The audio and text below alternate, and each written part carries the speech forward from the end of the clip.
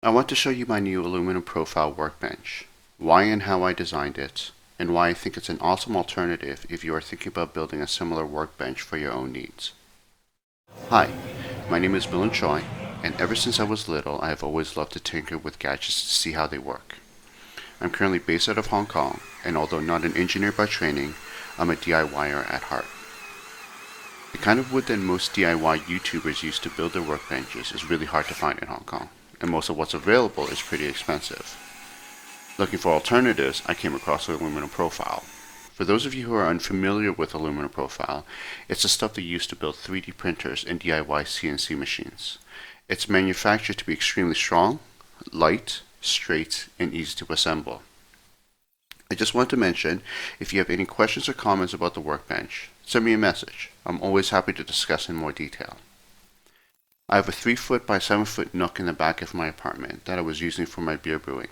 It's a bit cozy, but it's perfect for a work area, especially when I need to use power tools, and also when I want some peace and quiet. As I mentioned before, the workbench is made using aluminum profile. Aluminum profile quickly became the easy choice because of its strength, its versatility in attaching things to it, as well as being able to use the workbench as a work table, a beer brewing bench, as well as an electronics table. I started out with wanting a material that would be able to hold up my beer brewing pots and withstand the high temperatures when I'm brewing.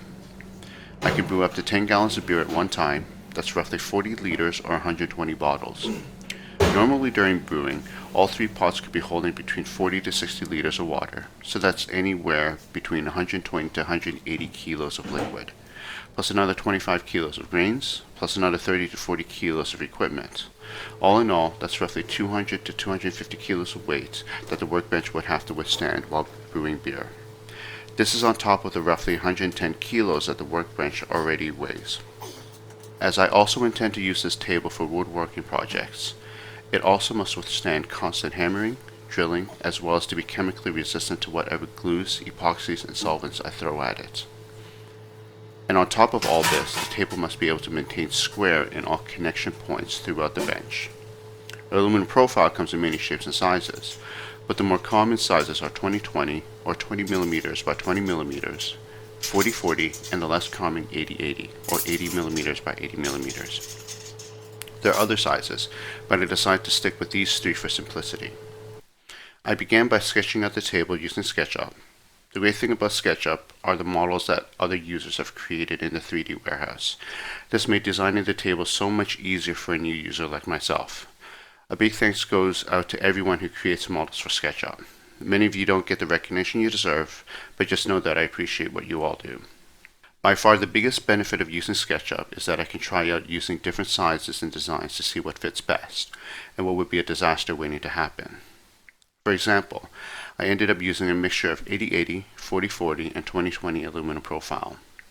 I tried with using only 40-40 and 20-20, but realized that given the strength requirements, as well as the size of the table, it would end up sagging over time.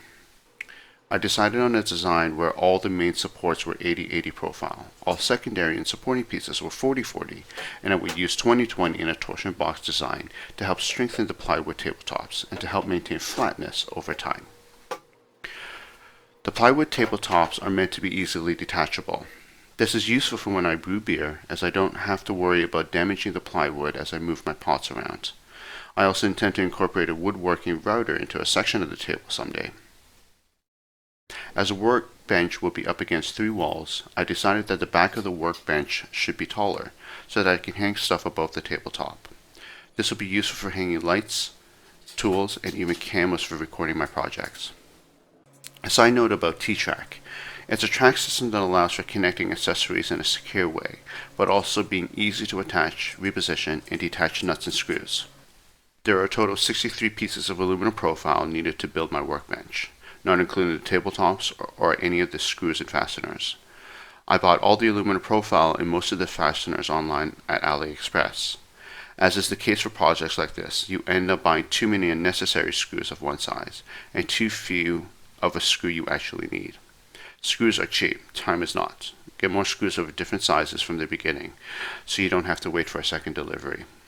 The only problem that I've come across is that the aluminum profile available in Hong Kong and China is all metric, and yet a lot of items that I would like to attach still use the imperial screw sizes. For example, most tripods have either 1/4 inch, 3/8 inch, or 5/8 inch holes for attaching cameras and lights, etc. I toyed with the idea of using 1/4 inch to M6 adapter screws, but in the end it was just easier and cheaper to use hex bolts upside down inside the T-track. For screws smaller than 1/4 inch, I'll need to also use a washer to hold it in place. I am hoping to do some woodworking in the future, and one of the more important requirements is to ensure that the table is the right height to work on while standing. This worked out to be roughly 85 to 86 centimeters high for my height. I also found heavy-duty casters, which can support up to 1 metric ton in weight. The workbench is still a work in progress. I still need to attach my brewing pumps as well as more lighting. I would also like to attach a CNC router or a 3D printer onto the table someday. The idea is that I can easily attach and detach it from the 8080 support structure. Still quite new here to what's possible in YouTube land. Not even quite sure what kind of videos I'll end up making. Hit the subscribe button if you like these videos. It'll give me motivation to continue making more and better videos moving forward. Thanks for watching.